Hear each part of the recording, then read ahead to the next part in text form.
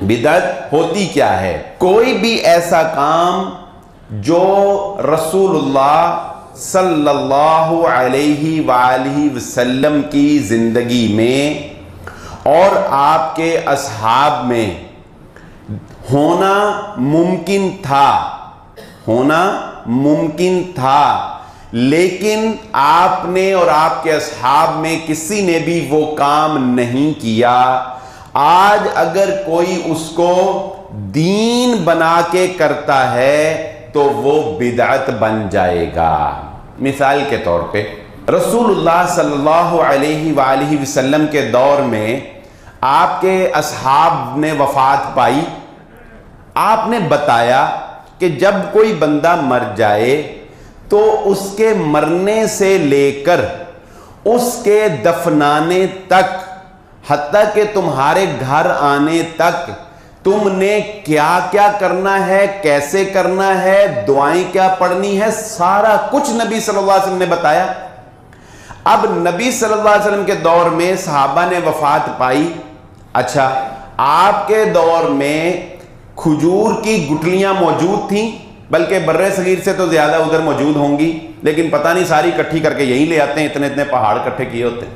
तो नबी सल्लल्लाहु अलैहि वसल्लम के दौर में खजूर की गुठलियां मौजूद थी। ये कुल सूरह इखलास, सूरह फलक, सूरह नास ये नाजिल हो चुकी थी।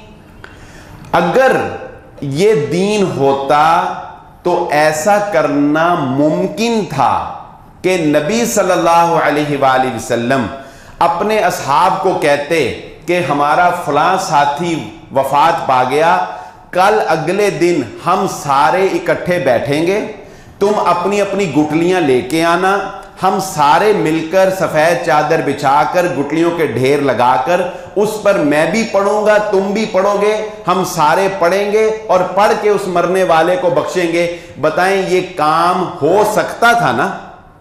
ये काम मुमकिन था। ऐसा नहीं था कि कोई ऐसी रुकावट होती कि इस काम के करने में, नहीं, ये काम मुमकिन था। लेकिन अल्लाह के नबी सल्लल्लाहु अलैहि वसल्लम ने मुमकिन होने के बावजूद किसी सहाबी के वफात के बाद न कुल किए, न कुरान ख्वानी करवाई। कहीं आपको नहीं मिलेगा कि नबी सल्लल्लाहु अलैहि वसल्लम ने कहा हो कि आ जाओ भी सारे सहाबा इकट्ठे होकर बैठेंगे, सारे अपना अपना कुरान पढ़ेंगे और पढ़ने के बाद मरने वाले को बख्श देंगे। नहीं मिलेगा, ना 10वां मिलेगा, ना 40वां मिलेगा।